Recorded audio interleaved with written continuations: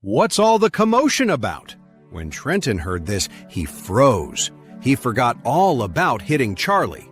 He spun around and said eagerly, "Mr. Hudson, are you done with your soak? How are you feeling?" "Not bad," Orville replied casually. Then he asked, "So what's all this about?" As he spoke, Orville and a group of his guys walked toward them. Trenton quickly explained, "A nobody hit Gage. I was just about to take care of it for him. The kid's got no clout, but he's a tough one." Gage clutched his stomach and called out to Orville, "Uncle, long time no see." Orville gave him a quick look, then smiled. "Well, if it isn't the little troublemaker from the Harrison family. You're quite the handful. Getting beaten up right here in Orris Hill? That's pretty pathetic, kid." Orville was good friends with Gage's father, so he treated Gage like a nephew, speaking to him bluntly, like a true elder. Gage didn't dare talk back to Orville, so he just said sheepishly, "Uncle, it was just some idiot who doesn't know his place. I'm gonna make him pay for hitting me." Orville snorted. "Well, I'd like to see who's got the guts to pick a fight with you." Orville walked into the center of the commotion, pushing aside the security guards who were surrounding the group, and looked inside the circle. And there he saw Charlie, looking completely unfazed. Charlie looked at Orville with a playful glint in his eye and asked, "Orville, sticking your nose in other people's business?" Orville immediately broke out in a cold sweat. He couldn't believe it. The man at the center of all this was Mr. Wade. He was suddenly overcome with relief. Phew. Thankfully, he hadn't said anything out of line. If he had accidentally angered Mr. Wade, he'd be finished. The last time they'd met, Mr. Wade had done him a huge favor, even giving him some kind of magical medicine. From that moment on, he was completely loyal to Mr. Wade. He was his man, through and through, for life. And now, he had almost been blind enough to turn on his own master. This was a disaster. Orville hurried forward, bowing deeply. "Mr. Wade," he said with immense respect, "I had no idea it was you." The people watching were stunned into silence. The famous Orville being so respectful to a seemingly ordinary guy? It was unbelievable. Charlie pointed his finger at the young man and asked calmly, "You know this kid?" Orville was no fool. He knew immediately that Gage must have offended Mr. Wade. In that moment, he didn't care that Gage was his friend's son. He walked right up to Gage and slapped him so hard he fell to the ground. Then, he grabbed his hair and slammed his head against the concrete floor. With a sickening thud, Gage's head hit the pavement. Gage fought through the intense pain and asked, "Uncle, what are you hitting me for?" Orville glared at him and slammed his head against the floor again. "You dare to provoke Mr. Wade? You must have a death wish." Trenton, the manager of the Grand Promenade Resort, watched the scene, completely stunned. He had no idea what was happening, and the security guards were too afraid to move. Gage screamed for his life. "Uncle, stop! What the hell is going on?" Orville planted his foot on Gage's face and said coldly, "Gage, I usually show you some respect. Treat you like a nephew, right? And this is how you act out in public?" Gage said frantically, "Uncle, what did I do to you? Just tell me and I'll fix it." While kicking him again, Orville cursed. "Mr. Wade is like family to me. I owe him everything. And you dare to be disrespectful to him? Tell me, you got a death wish or something?" Only then did Gage realize he had messed with someone he should have never crossed. He started crying and begging, "Uncle, I was wrong. I'll admit my mistake to Mr. Wade. I'll apologize to him. It was all my fault. Blame me. I'll pay for whatever he wants." Orville glanced at his sports car and sneered. "You kids get a brand new car, and you think you own the world, don't you? All right, boys, smash his car. Wreck it. I want to hear that thing crunch today.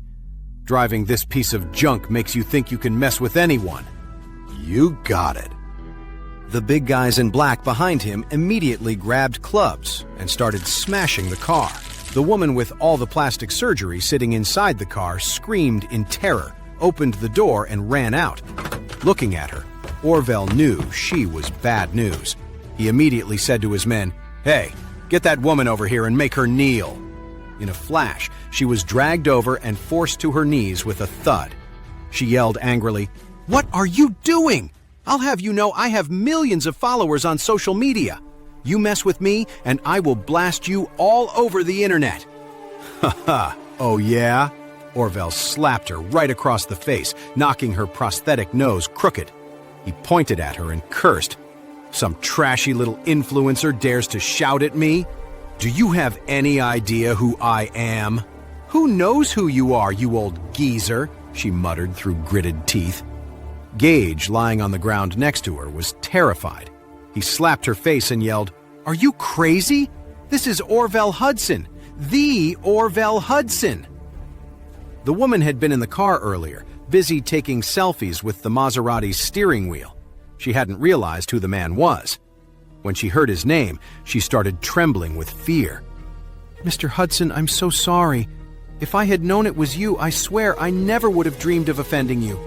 Orville said coldly, "Unlock your phone for me." The woman had no idea what he was planning to do, but she didn't dare disobey him. After all, this was the king of the Oris Hill underworld. She could only do as he said. Orville took her phone, opened up her social media app, and started recording. He aimed the camera at her face, her nose still crooked, and said loudly, "Come on! Say to the camera, I'm a stinking disgrace to my family. Say it 10 times. Seeing that Orville was about to post the video of her ruined face, she quickly begged, "No, please. I have so many followers. If they see me like this, what will I do?" "You won't do it?" Orville nodded. "Fine. Tie her up and take her away. Send her to my karaoke bar to work for 3 years. If she even thinks about running, you know what to do." "Yes, sir." His men started to move in. The woman was terrified. She started crying and begging. "Okay, I'll say it. I'll say whatever you want." Orville pointed the camera back at her and shouted coldly, "Say it!" Crying, the woman said, "I'm a stinking disgrace to my family." After she repeated it 10 times in a row, Orville stopped the recording and posted it directly to her social media account. Then he slammed the phone onto the ground, shattering it into pieces. Now she wanted to delete it, but there was no way. All around them, the sound of metal crunching filled the air as the brand new car was quickly turned into a pile of scrap iron. Gage trembled all over. He wasn't the sharpest tool in the shed, but even he knew he'd messed with the wrong people this time. He hugged Orville's leg and begged for mercy. "I was wrong, Uncle. Please, just this once, spare me. I swear I know I was wrong." "Wrong my—" Orville kicked Gage hard in the chest, then turned to look at Charlie and asked, "Mr. Wade, what do you want to do?" Charlie glanced at Gage coldly and smiled. "This kid is interesting. He loves to run his mouth, just spewing garbage. You know, just a couple of days ago, I heard about someone else who was running his mouth, and he ended up in a bathroom. You hear about that?" Of course, Orville knew the story. It happened at the Sterling Club. Andrew Webb brought his mistress over and offended Mr. Wade. Ian Foreman, the head of staff for the Smith family, made him lick 8 urinals clean. The story spread all over Oris Hill. It was the talk of the town. But Ian never revealed Charlie's identity to anyone, so nobody knew that Andrew and his mistress were punished so severely because they offended someone truly powerful. Just 2 days ago, Gage had been laughing about how pathetic Andrew was. He even boasted that if it were him, he would have fought back. He never expected Charlie to bring it up now. A chill ran down his spine. He definitely didn't want to follow in Andrew's footsteps and lick a urinal in the men's room. So he quickly begged, "Mr. Wade, I didn't know. Please, forgive me this time. You see, my car is smashed and I've been beaten. Please, just this once. Let me go." Charlie smiled faintly. "You really seemed to enjoy calling me a poor man earlier. I guess you're just really interested in that phrase, huh?" "No!" Gage frantically shook his head and waved his hands, stammering, "I'm the poor man! I'm the poor one, Mr. Wade!" Charlie nodded. "All right.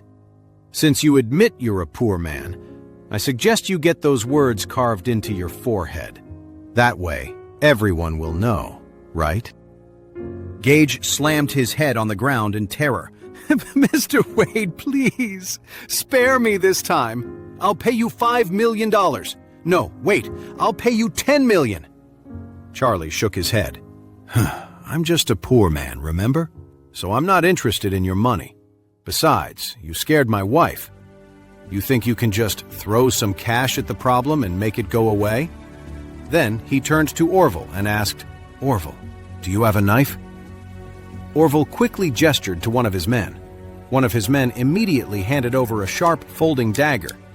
Orville respectfully handed the dagger to Charlie and said, "Mr. Wade, here you go." "Me?" Charlie glared at him. "You think a lowlife like him is worth my time to personally carve something on his head?" That's when Orville realized what a huge mistake he'd made. Of course, how could a nobody like Gage be worthy of Mr. Wade personally marking him? So he quickly said, "Mr. Wade, my mistake. Let me do it. I'll do it." Charlie nodded. "Carve it deep. I'm worried that if it's too shallow, he won't remember the lesson." Hey amazing viewers, it's Charlie here. Thanks for sticking with us. By the time of the release of this video, only 11% of our viewers have joined the party by subscribing, and 89% of you might miss out on our next mind-blowing video. So what are you waiting for? Hit that subscribe button and join the exclusive club.